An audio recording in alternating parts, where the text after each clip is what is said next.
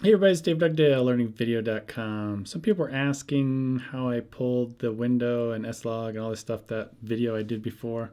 Here's kind of a before and after. This is using S-Log 2.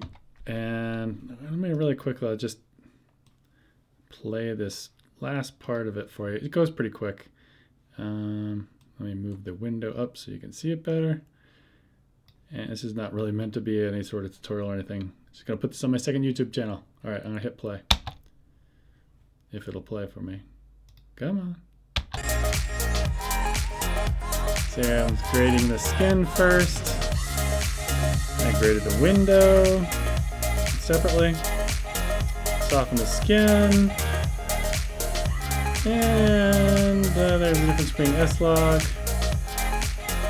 and the other one, which I think the one with the text turned off actually. So it was a comparison between S-Log and standard. Anyway, so getting back to the question, let me go here.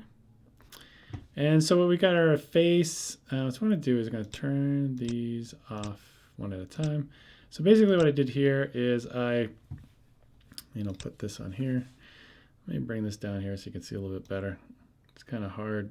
I need to get a better screen capture program, and I just don't want to pay for Camtasia on the Windows platform. Anyway, I'm using a free program right now.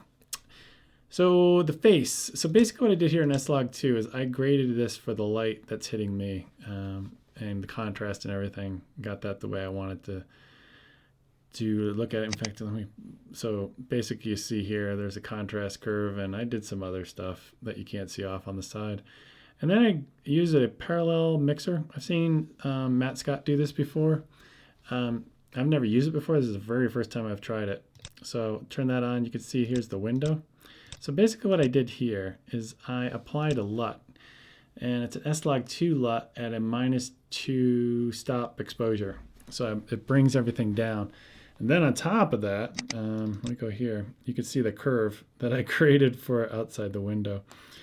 So yeah, there's a lot of stuff going on there to bring it down and make it look pretty natural. And one of the things I think I'm somewhat proud of that kind of worked, I think it worked pretty well, is if I ever wave my arm in front of this window, which I have done in the past, I don't want my arm to look dark, because once it enters this window, I guess you could say, actual window, once it goes inside that, I don't want it to be obvious that my arm is getting dark.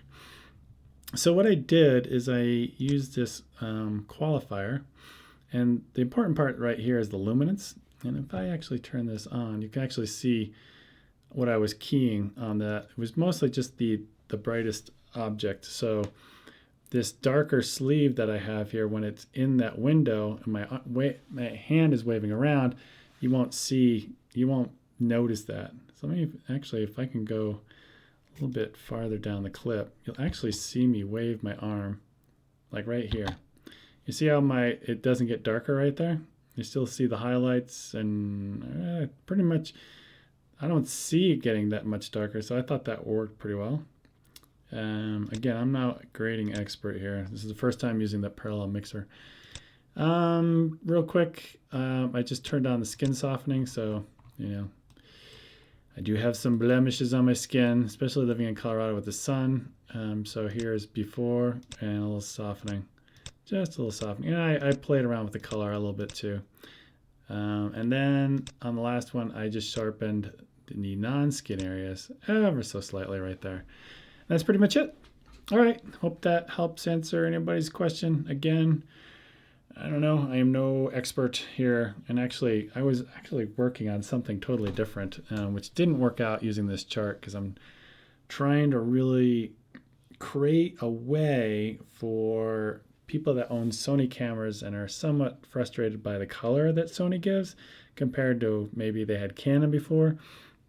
So I'm trying to create a workflow that'll work consistently, and I'm not quite there yet, but I'm still working on it. All right, talk to you guys later. Bye.